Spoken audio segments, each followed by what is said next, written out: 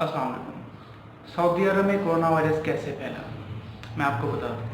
लेकिन सबसे पहले तो पूरी दुनिया के मुसलमानों को सऊदी अरब से बहुत ज़्यादा मोहब्बत है, क्योंकि वहाँ पे मक्का और मदीना तो पाक शहर, तो ऐसे शहर हैं जिनसे मुसलमानों को बहुत ज़्यादा अकीदत है। वहाँ पे मक्का और मदीना है सऊदी अरब के अंदर।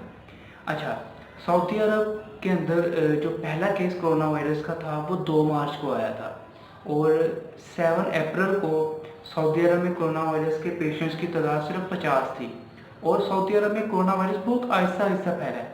लेकिन सऊदी अरब का जो शाही ख़ानदान है, वहाँ पे एक उनके सर पर पहाड़ टूट पड़ा इस वजह से, क्योंकि उनके एक अपने भतीजे जिसका नाम साद बिन बंदर अल साद है, उसे कोरोना वायरस हो गया।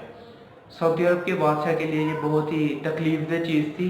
लेकिन वक्त गुजरने के साथ साथ सऊदी अरब के अंदर कोरोना वायरस के जो पेशेंट्स थे वो और ज़्यादा होते गए, और ये जून के महीने में सऊदी अरब में कोरोना वायरस के पेशेंट्स की तादाद तकरीबन 1.5 लाख है।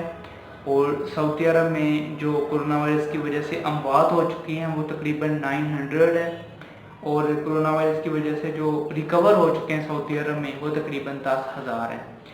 तो सऊदी अरब में लोग बहुत आहिस्ता आहिस्ता ठीक हो रहे हैं, लेकिन इंशाल्लाह पूरी दुनिया इसे फेस कर रही है। सऊदी अरब भी इंशाल्लाह इसे फेस करेगा, और देखें इस दफ़ा हज होता है या नहीं।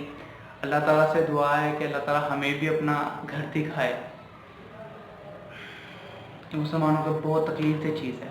बहुत शुक्रिया आपका। अस्सलाम वालेकुम।